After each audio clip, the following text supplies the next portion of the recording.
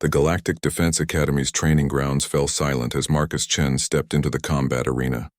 His standard issue uniform looked almost comical against the backdrop of towering alien warriors, each representing the military elite of their respective species. Commander Vextar, a 7-foot Krillian with chitinous armor naturally grown from his exoskeleton, sneered down at the human recruit. "This is what Terra sends us?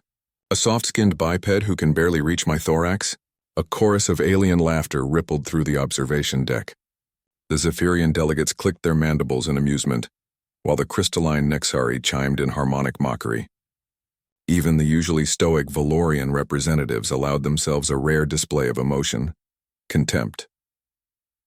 "Perhaps we should assign him to the cafeteria," suggested Lieutenant Zorak. His reptilian features twisted in what passed for a grin among his species. "I hear humans are adequate at food preparation." Marcus stood quietly in the center of the arena, his dark eyes scanning the crowd of alien observers. He'd heard worse during his years in the Marine Corps, but never from beings who could literally crush him with their bare appendages. The weight of representing his entire species pressed down on him, but his expression remained unchanged. Calm, focused, ready. "Silence," boomed Admiral Ketmore, the Valorian Academy commander whose species had founded the Galactic Defense Coalition 3 centuries ago. His massive frame, resembling a cross between a bear and a rhinoceros, commanded instant respect. "The human recruit will face our standard combat assessment like all others." "With respect, Admiral," Vextar interjected, "perhaps we should modify the test. I wouldn't want to accidentally kill our guest during a routine evaluation." More laughter echoed through the arena. Marcus noticed how the sound seemed to bounce off the energy barriers designed to contain the combat zone. He'd studied the arena's specifications during his 3-month journey to the academy. Every angle, every potential advantage or disadvantage. "The test remains unchanged," Admiral Ketmore declared. "Combat assessment against our current champion. Winner advances to tactical training. Loser," he paused meaningfully, "finds alternative career paths." A massive door groaned open on the far side of the arena. The laughter died instantly, replaced by anticipatory murmurs. From the shadows emerged Gorath the Untouchable, the Academy's combat champion for 7 consecutive years. The creature defied easy description. Standing 12 feet tall, Gorath possessed the muscular density of a Valorian, the speed of a Zephyrian, and the tactical intelligence of a Nexari. His species, the Domari, were legendary warriors who had conquered 16 star systems before joining the coalition. Synthetic muscle fibers woven through his natural tissue gave him strength that could bend steel. Neural implants enhanced his reaction time to superhuman levels. "Gorath has defeated every challenger for 7 years, Vextar announced unnecessarily.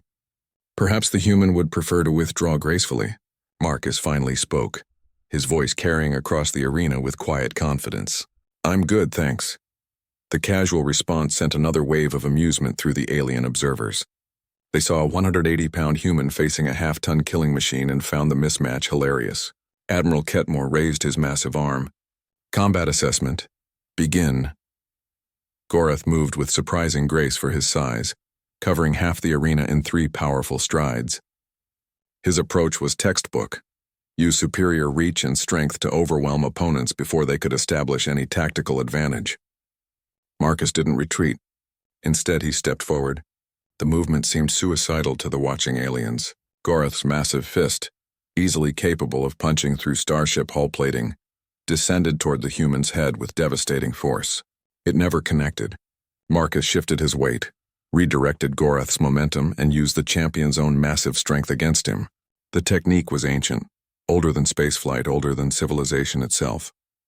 Humans had been refining the art of leverage-based combat for thousands of years, turning size and strength into disadvantages rather than assets. Gorath's massive frame sailed through the air, completely off balance. Marcus maintained contact, controlling the fall, ensuring the champion landed exactly where physics and human ingenuity dictated he should. The impact shook the arena floor. Gorath, the unstoppable champion, lay motionless on his back, his neural implants flickering as they tried to process what had just occurred. The silence was absolute. Marcus stood calmly over the fallen champion, not even breathing heavily. "Is that it?" he asked, looking up at the observation deck.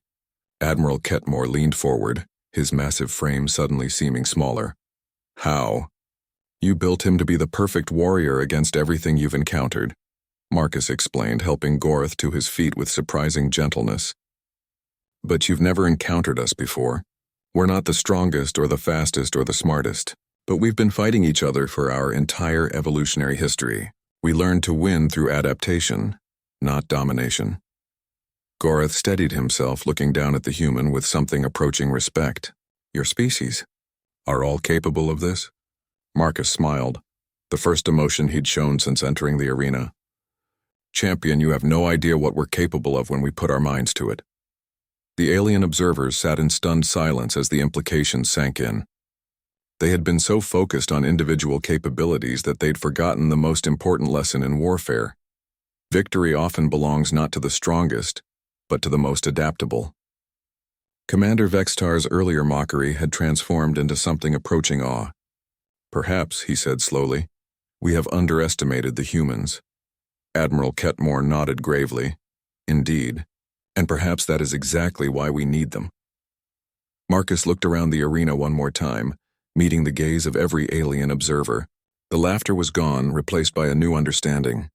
Humanity had just announced its arrival on the galactic stage, not with superior technology or overwhelming force, but with the one thing that had always defined their species: the absolute refusal to give up. The end